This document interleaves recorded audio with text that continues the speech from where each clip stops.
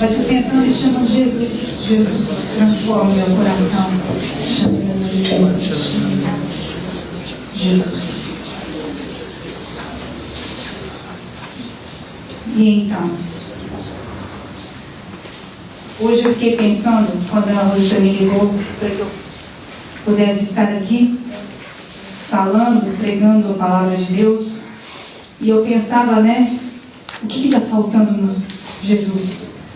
Porque todas as semanas nós falamos, e muitas vezes até repetimos, mas nós somos os instrumentos desse Espírito Santo de Deus.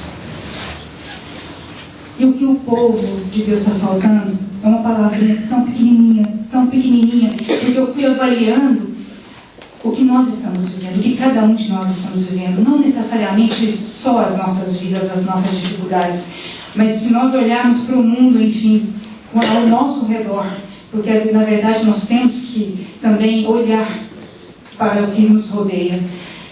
E eu vi que está faltando fé em nós, eu vi que está faltando fé em mim, que está faltando fé em cada um de nós. E essa palavrinha pequenininha que nós precisamos pedir a Deus, para que enche os nossos corações, para que nos fortaleça, para que nos dê sabedoria, porque fé é um dom. Se eu quero, se eu peço, se eu me proponho a tê-la, eu tenho. Se eu não tenho, se eu não quero, se eu não acredito, eu não tenho. Ou é sim, ou é não. Até porque Deus não é um Deus de dúvida. Deus não nos deixa duvidar. Então, ou é sim, ou é não. Ele não tem meio termo. Então, ou nós queremos ou não queremos. E Ele vai respeitar a sua decisão. Se você quiser, Ele vai vir de encontro à nossa necessidade e vai fazer, então, maravilhas em nós. Se nós não quisermos, nós vamos, então, estarmos adormecidos nas nossas tribulações. Convivermos com ela assim. Então, é assim. Ou sim ou não. Então, depende de cada um de nós. E é isso que Deus foi colocando no meu coração. E para isso eu precisaria apresentar uma palavra que nos dissesse a fé. Nós vamos fazer uma caminhada, então, mas nós vamos começar em Lucas 8, na página da Ave Maria, na página 1358. Lucas 8, Ave Maria, 1358. A partir do capítulo 8, versículo 40. Então o Senhor vai nos falar de várias curas que Ele fez.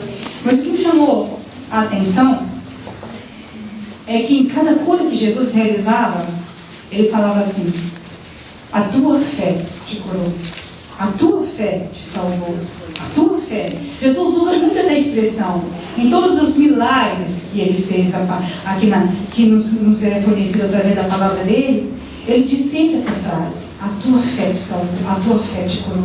Então o que isso foi me colocando assim? Depende de mim, a tua fé, a tua fé. Muitas vezes a Rosita fala para nós assim, muitas vezes as pessoas, uma grande maioria chega até ela e pede para que ela interceda, pede para que ela ore, pede para que ela faça as orações, Mas é como ela diz: eu creio, e ela é muito impetuosa, Ela crê, ela fala com coragem, com ousadia. A gente olha para ela e a gente vê ali a fé estampada sobre ela, Com toda certeza: eu creio, ela crê, eu creio. Mas se você não crê, não vai acontecer.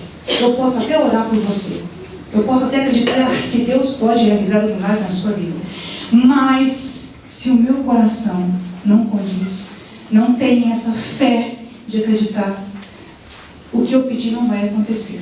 E aí nós vamos olhando a palavra de Deus, lendo a palavra de Deus, nós vamos ver que pessoas simples, pessoas que não tinham caminhada, pessoas que ignoravam até mesmo Jesus, em algum momento elas se despertaram e viram naquele Deus a saída para o que elas necessitavam. E na sua pequenez, elas creram.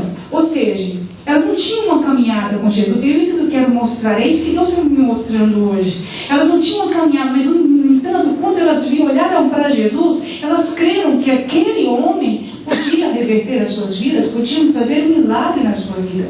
Então é a pureza do coração, é olhar e falar assim: eu creio, Jesus, faça, realiza o milagre em mim.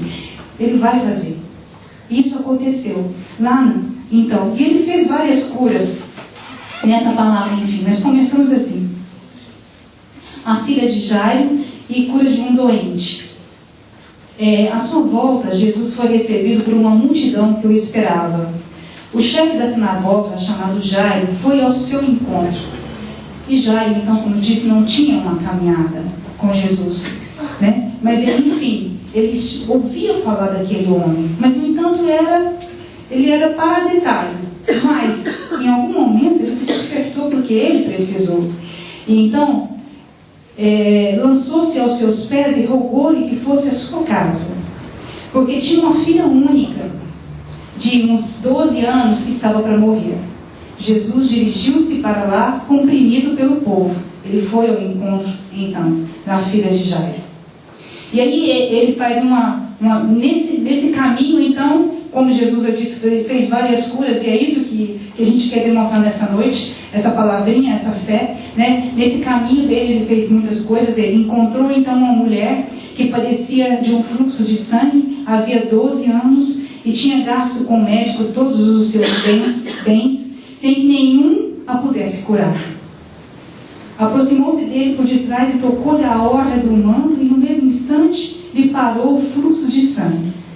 E então, olha só, gente, fazendo só uma paradinha aqui para a gente ir pensando, para nós irmos fazendo uma reflexão.